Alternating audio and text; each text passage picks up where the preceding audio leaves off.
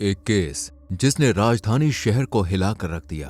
एक रैपिडो ड्राइवर जो ईमानदारी से अपने परिवार का पेट भर रहा था, आखिर क्यों उसे इतनी निर्ममता के साथ मारा गया? 20 से 30 वार और गली में बिना कपड़ों के घुमाना, क्या वजह थी इस पूरे केस की? क्या एक थप्पड़ किसी की जान का दुश्मन बन सकता है? क्या अपनी बहन की आबरू बचाना भी गुनाह है? आखिर क्यों इस केस ने पुलिस की कार्यशैली पर सवाल खड़े किए हैं और कैसे सुलझी इस केस फाइल की गुत्थी? जानने के लिए वीडियो में एंड तक बने रहें।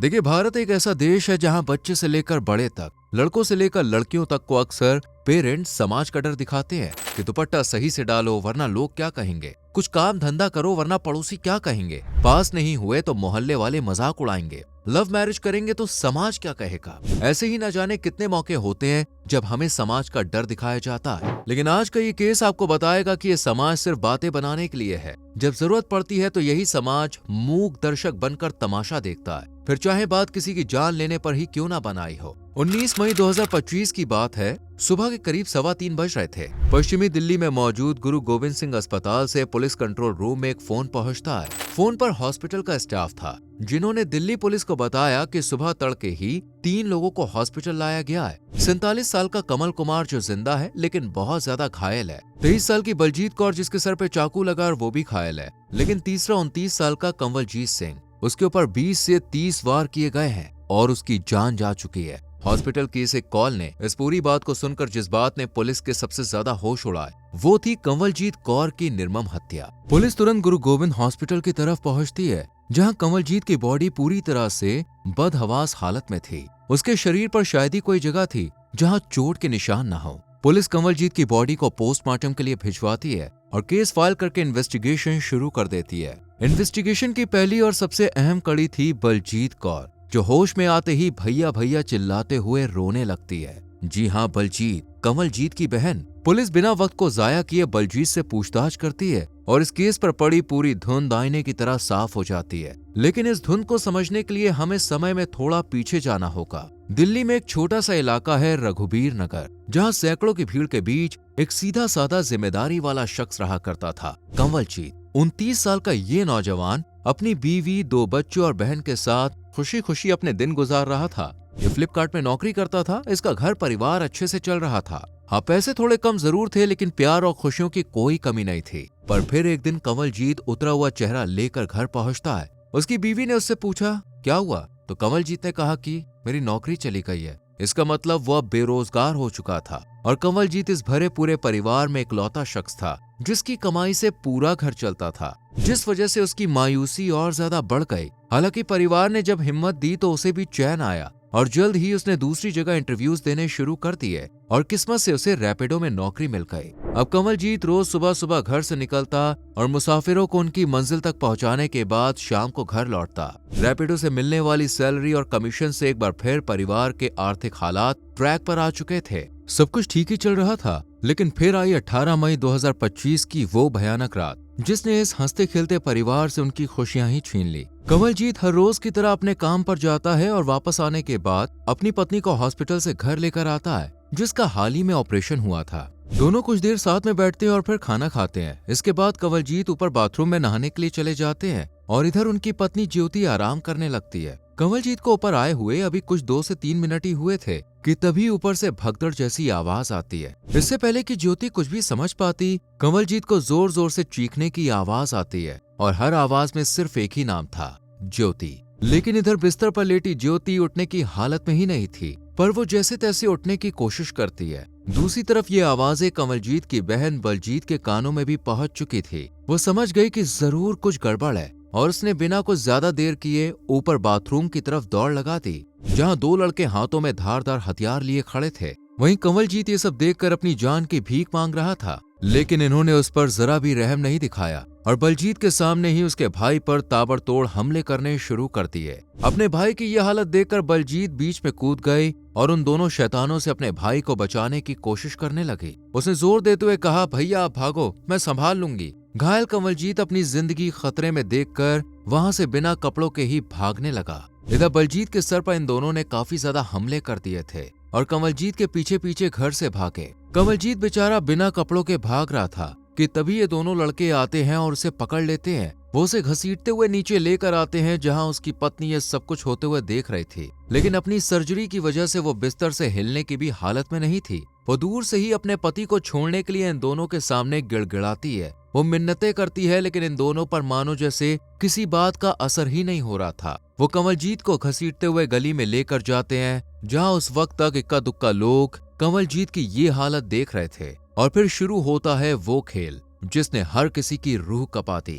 दूर से बलजीत भागती हुई अपने भाई को बचाने के लिए आ रही थी और यहाँ ये बदमाश एक के बाद एक कमलजीत के शरीर पर हमले किए जा रहे थे। उसकी दर्द भरी चीखें सुनकर पूरा मोहल्ला बाहर आ गया। कोई दरवाजे पर तो कोई खिड़की और छत पर खड़ा ये मंजर देखता रहा, लेकिन किसी ने भी इन दोनों को रोकने की या कमलजीत को बचाने की कोशिश नहीं की। वहीं बलजीत इन लड़कों के पैर में गिरकर गिड़गिड़ाने लगती है कि उसके भाई को छोड़ दे, उसे यूं ना मारे। इतने में पास की ही एक व्यक्ति कमल कुमार बीच बचाव के लिए आते हैं और कमलजीत को बचाने की कोशिश करते हैं, लेकिन ये लड़के उन पर भी हमला बोल देते हैं, साथ ही बलजीत पर भी वार करते हैं और कमलजीत पर 20 से ज्यादा वार करने के बाद फरार हो जाते हैं। ये सब कुछ वहां मौजूद लोगों की नजरों के सामने हुआ, पर किसी ने हिम्मत नहीं जुटाई। अगर जुटाई होती तो शायद कमलजीत की ये हालत ना हुई होती। हालांकि दोनों बदमाशों के भाग जाने के बाद तीनों को हॉस्पिटल जरूर पहुंचाया गया। दूसरी तरफ ज्योति जमीन पर पड़ी अपने परिवार के लिए बिलख रही थी। उसे भी सहारा दिया गया और फिर यह पूरा मामला ख्याला पुलिस तक पहुंचा,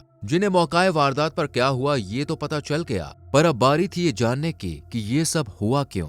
इस सवाल का जवाब ढूंढते हुए पुलिस कमलजीत की मौत से ठीक 4 से 5 महीने पहले हुई एक घटना पर जाकर ठहर जाती है। दरअसल जनवरी से फरवरी के लगभग की बात है। देर रात को कमलजीत का पूरा परिवार सोने की तैयारी कर रहा था। मोहल्ले में सन्नाटा था, हर कोई दरवाजा बंद करके अपने घर में या तो सो चुका था या नींद की झपकियां लेने की कोशिश कर रहा था। ज्योति और बलजीत भी सोने जा रही थी। कमलजीत घर पर नहीं था, इसलिए दोनों खिड़की दरवाजे सब अच्छे से चेक करती है कि तभी 4 से 5 लड़के दरवाजे से होते हुए घर के अंदर की तरफ आते हैं। ज्योति और बलजीत घबरा जाती है और वो उन्हें ज्यादा अंदर न आने देकर बाहर आंगन में ही रोककर पूछने लगती है कि वो कौन है और यहाँ क्यों आए हैं। लेकिन इनमें से किसी ने कोई जवाब ही नहीं दिया, बल्कि अजीब ढंग से आपस में ही बातें करने लगे। इनकी बातों में बलजीत और ज्योति को एक अजीब सी बेचैनी हो रही थी। उन्हें समझ आ रहा था कि वो यहाँ सिर्फ और सिर्फ कमलजीत को ढूंढते हुए आए हैं। इतने में कमलजीत भी घर आता है और उसे देखते ही इनमें से एक लड़का जो किचन के पास ही खड़ा था, वो किचन से चाकू लाकर कमलजीत को धमकाना शुरू कर देता है।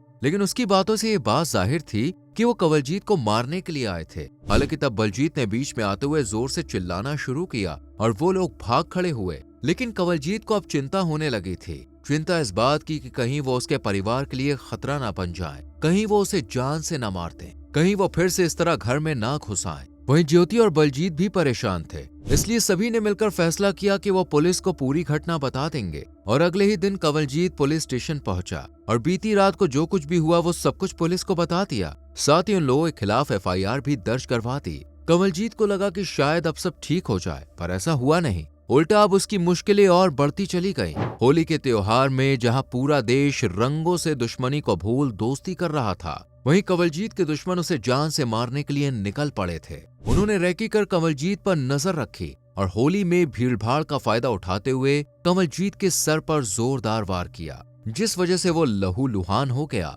और इस गंभीर चोट की वजह से कुछ दिनों तक काम पर भी नहीं जा पाया। लेकिन वो चुप यहाँ भी नहीं रहा। एक बार फिर से वो पुलिस स्टेशन पहुंचा और पुलिस वालों से रिक्वेस्ट की कि वो उन लोगों को पकड़ ले, वरना वो उसे मार देंगे। अब पुलिस चाहती तो इस इंसिडेंट से सबक ले सकती थी, समझ सकती थी कि कमलजीत की जान को खतरा है और उसके हमलावरों को पकड़कर भविष्य में होने वाली घटना को टाल सकती थी। लेकिन पुलिस ने ऐसा नहीं किया। उल्टा उन्होंने तो कमलजीत को ही सलाह दे दी। सलाह इस बात की कि वो परिवार वाला आदमी है, उसकी बीवी है, बच्चे हैं, एक जवान बहन भी है, इसलिए वो केस वेस के चक्कर में ना पड़े और इस केस को वापस ले ले। अब जब पुलिस वालों ने ही हाथ खड़े कर दिए तो भला कमलजीत क्या ही कर सकता था। उसने भी उनकी बातों पर गौर किया और अपनी और अपने परिवार की भलाई के लिए इस केस को वापस ले लिया। लेकिन अब भी उसे धमकियां मिलनी बंद नहीं हुई थी। कभी फोन पर तो कभी रास्ते पर आते जाते उसे धमकियां बराबर मिल रही थी। लेकिन कमलजीत ने धमकियों को और छोटी मोटी घटनाओं को नजरअंदाज किया और अपना काम करता रहा। पर फिर भी हुआ वही जिसका परिवार को डर था, एक घटना और सब कुछ खत्म। देखा जाए तो इसमें सबसे बड़ी लापरवाही थी पुलिस टीम की, जिसने उन लोगों के खिलाफ एक्शन नहीं लिया जो कमलजीत को धमका रहे थे और उस पर पहले भी हमला कर चुके थे। पर अब जब उसे इतनी बेरहमी से मारा गया था तो पूरा देश पुलिस की कार्रवाई पर सवाल खड़े कर रहा था। तो ऐसे में ख्याला पुलिस ने जरा भी देर नहीं की और जल्द ही पता लगा लिया कि इस सबके पीछे कोई और नहीं बल्कि रघुबीर नगर के आर ब्लॉक में रहने वाला आशु है, जिसने अपने दोस्तों के साथ मिलकर पहले तो कंवलजीत को धमकियां दी, उसे डराया धमकाया और फिर उसकी जान ले ली। और ये सब कुछ किया उसने एक थप्पड़ की वजह से। जी हाँ, असल में एक रोज बलजीत किसी काम से घर से बाहर निकलती है। आशु जो ज्यादा टपोरीबाजी में मशगूल रहता था, वो उस दिन भी नुक्कड़ पर खड़ा टाइम पास कर रहा था। जब उसने बलजीत को देखा तो अपनी रोड छाप हरकतें शुरू कर दी और उसके लिए भद्दे भद्दे कमेंट्स पास करने लगा। लेकिन वो ये नहीं देख पाया कि उसके साथ उसका भाई भी है, जो कुछ दूर जरूर था लेकिन ये पूरी हरकत देख रहा था। आशु की यह हरकत कंवलजीत से बर्दाश्त नहीं हुई। उसने आओ देखा ना ताओ सीधा आशु को एक थप्पड़ जड़ दिया। साथ ही उसे अपनी बहन से दूर रहने की सलाह दी। जाहिर है कि कंवलजीत की जगह वहाँ कोई और भी होता तो अपनी बहन का सम्मान बचाने के लिए ऐसा ही करता, लेकिन आशु की नजर में कंवलजीत ने मानो जैसे पाप कर दिया था। उसके मन में कंवलजीत के उस थप्पड़ की गूंज शांत होने का नाम ही नहीं ले रही थी। अब उसे किसी भी कीमत पर इस थप्पड़ का बदला लेना था, इसलिए उसने कंवलजीत को मारने की प्लानिंग शुरू कर दी और अपने इस घटिया प्लान में अपने कुछ दोस्तों को भी शामिल कर लिया, जिनमें एक तो माइनर है। इन लोगों ने मिलकर पहले तो कंवलजीत को धमकाना शुरू किया, लेकिन जैसे जैसे वक्त गुजरा आशु के दोस्त उसका साथ छोड़ते चले गए। अब वो इसका एक नाबालिग दोस्त ही था। ये दोनों 18 मई की रात को कंवलजीत के घर में घुसे और उस पर बुरी तरह से टूट पड़े। कंवलजीत की मौत के बाद जहां पूरा परिवार सदमे में है, तो वहीं आम इंसान से लेकर पॉलिटिकल पार्टीज तक दिल्ली की सुरक्षा व्यवस्था पर सवाल खड़े कर रही है। वहीं पुलिस ने भी सबका गुस्सा देखते हुए आरोपियों को ढूंढने के लिए तेजी दिखाई है। पुलिस ने अलग अलग टीमों का गठन किया और अपनी इन्वेस्टिगेशन को और तेज किया है।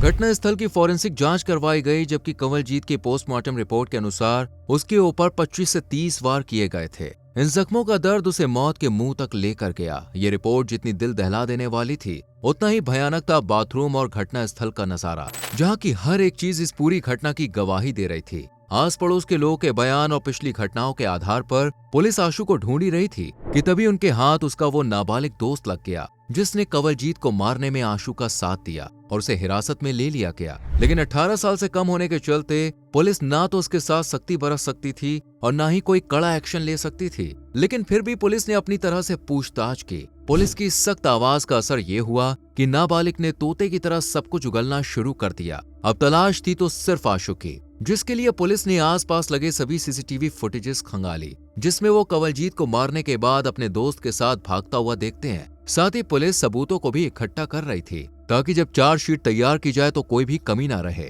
सबूतों के तौर पर कई सीसीटीवी फुटेजेस, घटना स्थल से मिला चाकू और कुछ दूसरी चीजें भी अब पुलिस के अंडर में थी, जिनके आधार पर केस को आगे बढ़ाया जा रहा था। और इसी बीच पुलिस के हाथ आशु भी लग गया, जो भी ठीक से 18 का हुआ भी नहीं था। उस लड़के ने इतनी बड़ी घटना को अंजाम दिया। उसके दिल में नफरत, जलन और बदले की भावना को देखकर हर कोई हैरान रह गया। पुलिस भी ये सोच रही थी कि आजकल के युवा किस दिशा में जा रहे हैं। जिस उम्र में युवा भविष्य की चिंता में डूबे हुए होते हैं, उस उम्र में इन बच्चों ने एक हट्टे कट्टे व्यक्ति को न सिर्फ मारने की प्लानिंग की, बल्कि उसका जीना मुहाल कर दिया और अंत में इतनी बेदर्दी के साथ उसकी जान ली। खैर, अब पुलिस ने हत्या, धमकाने, घर में घुसकर हमला करने और साजिश में शामिल होने तक की तमाम धाराओं के तहत मुकदमा दर्ज किया। फिलहाल पुलिस इस मामले की जांच पड़ताल में लगी हुई है और भी सबूतों को इकट्ठा करने की कोशिश की जा रही है, जबकि दोनों आरोपियों के खिलाफ चार्जशीट फाइल कर उन्हें सख्त से सख्त सजा दिलवाने के लिए भी पुलिस एड़ी चोटी का जोर लगा रही है। वहीं कंवलजीत की बहन और पत्नी की मांग है कि दोनों आरोपियों को सजाए मौत होनी चाहिए। हालांकि कानूनी नजरिए से देखें तो यह मुमकिन नहीं है, पर होने को कुछ भी हो सकता है और जो कुछ भी होगा हम आप तक जरूर पहुंचाएंगे। आप बताइए इनको किस तरह की सजा मिलनी चाहिए, अपनी राय कमेंट सेक्शन में जरूर दें। वीडियो को लाइक और शेयर करके चैनल को सब्सक्राइब करें और बेल आइकॉन प्रेस करें। मिलते हैं अगली वीडियो में। Till then bye bye, take care.